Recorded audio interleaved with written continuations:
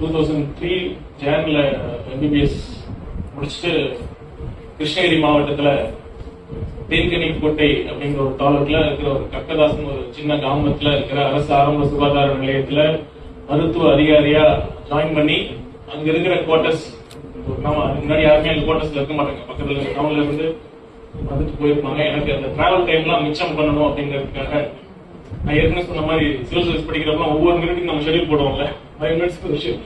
அந்த டிராவல் டைம்லாம் நம்ம சேவ் பண்ணணும், அங்கேயே தங்கி அதெல்லாம் ப்ரிப்பேர் பண்ண ஆரம்பிச்சேன். அந்த டைம்ல பிரதர் சொன்ன மாதிரி டெல்லி தான்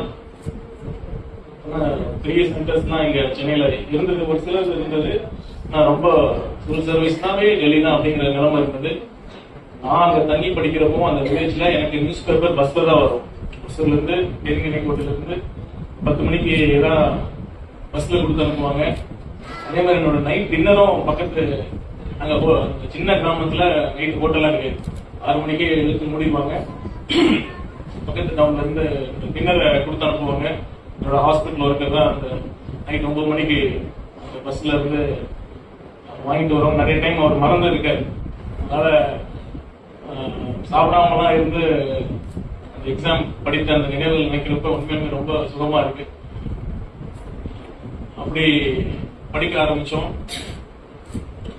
நம்ம அவர் சொன்ன மாதிரி நிறைய கைடன்ஸ், எஸ்பெஷலி நம்ம கிராமப்புறத்துல இருந்து தமிழ் மீடியம்ல படிச்ச மாணவர்களுக்கு நிறைய சரியான வழிகாட்டுதல் இல்லாம நிறைய பேர் கஷ்டப்பட்டிருக்காங்க. நானும் பாத்தீங்கன்னா என்னோட options first civil service exam applications பாக்குறப்ப என்னென்ன ஆப்ஷன்ஸ் இருக்குன்னு பாக்குறப்ப மெடிக்கல் சயின்ஸ் இருந்தது.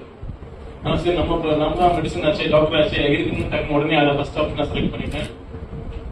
ஐ ஹவ் நோ ரிக்ரெட்ஸ். பட் ஆனா அதோட இன்னும் ஈஸியர் ஆப்ஷன்லாம் இருந்திருக்கு. ஏன்னா என்னோட அனுபவத்துல பாத்தீங்கன்னா என்னோட நான் 4 அட்டம்ப்ட்ஸ் பண்ணிருந்தா ஒவ்வொரு அட்டம்ப்ட்லயும் என்னோட 70% ஆஃப் டைம் அந்த ஒரு ஆப்ஷனுக்கு மட்டும்தான் எனக்கு செலவாச்சு. ஏன்னா அவ்வளவு பெரிய வாஸ்ட், மேபி என்னோட மெத்தட் ஆஃப் ரீடிங் அப்படியே என்னமோ தெரியல. ஏன்னா that's vast, fully facts based. இப்போ பப்ளிக் அட்மினிஸ்ட்ரேஷன், இன்னொரு ஆப்ஷன் என்னோட சைக்காலஜி, அதெல்லாம் ஒரு தடவை படிச்சுட்டா ஓரளவுக்கு நம்ம ஐடியா எழுதிடலாம். ஆனா இது ஒவ்வொரு தடவையும் நம்ம படிக்கணும். அந்த மாதிரி ஆப்ஷன் செலெக்ஷன்ல நமக்கான கைடன்ஸ் ரொம்ப ரொம்ப அவசியம். அதே சொல்ல மாதிரி இன்னும் ஒவ்வொரு கட்டத்திலையும் நமக்கான கைடன்ஸ் ரொம்ப இம்பார்ட்டன்ட். எனக்கு ரொம்ப சந்தோஷமா இருக்கு, ஒரு மெச்சூர்டா ஒரு பேலன்ஸ்டான ஒரு டீச்சர் உங்களுக்கு எல்லாம் கிடைச்சிருக்காங்க. அவர் சொல்ற மாதிரி குழந்தைகள்னா சொல்றாங்க, உண்மையுமே அவர் shows his involvement and education. அப்படி இருக்கிறப்ப இந்த ஒரு நல்ல ஒரு கைடன்ஸ் இருந்துட்டா யாராலையும் இந்த சிவில் சர்வீஸ் எக்ஸாம் கிளியர் பண்ண முடியும். இதுக்கு எப்படி சிவில் சர்வீஸ் எக்ஸாம் எப்படி கிளியர் பண்றதுங்கிற ஒரு செஷனா நான் மாற்ற விரும்பல.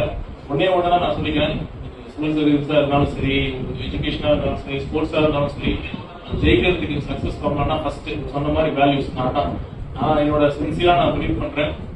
ஐடென்டிட்டியே எப்பயுமே நீங்க இழக்கக்கூடாது, நீங்களா தான் இருக்கணும். நான் சின்ன வயசுல இருந்து என்னோட பிரேயர் இட் ஸ்டார்டட் வித் எப்படின்னு தெரியல, நான் என் ஐடென்டிட்டியை நான் இழக்க மாட்டேன் அப்படின்னு. ஏன்னா ஸ்கூல்ல இருந்து நான் சேலத்துல படிச்சுட்டு சென்னை போனேன். சென்னை மெடிக்கல் காலேஜ் போறப்ப தெரியும், பேரண்ட்ஸ்லாம் ஒரு இது இருக்கும், நல்லா ஸ்கூல் படிக்கிற வரைக்கும் நல்லா ஹாஸ்பிட்டல் போய் கெட்டு போயிட்டான் அப்படிங்கிற மாதிரிலாம் பேச்சுகள் வருவாங்க, பேச்சுலாம் இருக்கும். நான் எனக்குள்ள எழுந்த அதுதான் என்னுடைய அடையாளத்தை நான் இழக்கக்கூடாதுன்னு.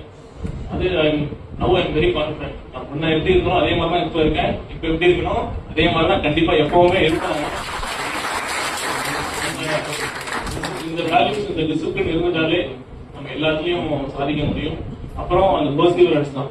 கண்டிப்பா ஃபர்ஸ்ட் அட்டம்ப்ட்ல சில பேருக்கு கிடைக்கலாம், ஏன்னா 2வது அட்டம்ப்ட்ல கிடைக்கலாம், லாஸ்ட் அட்டம்ப்ட்ல கிடைச்சி சக்சஸ்ஃபுல்லா ஆபீசர்ஸ் நிறைய பேர் இருக்காங்க, ரொம்ப நிறைய பேர் இருக்காங்க. அந்த மாதிரி உங்க இலக்கை நீங்க நிர்ணயிச்சிட்டீங்கன்னா கடினமான உழைப்பு, அப்புறம் பர்சீவரன்ஸ். ஒரு ஃபெயிலியர் வந்துட்டாலும் துவண்டு போகாம திருப்பி வரணும்.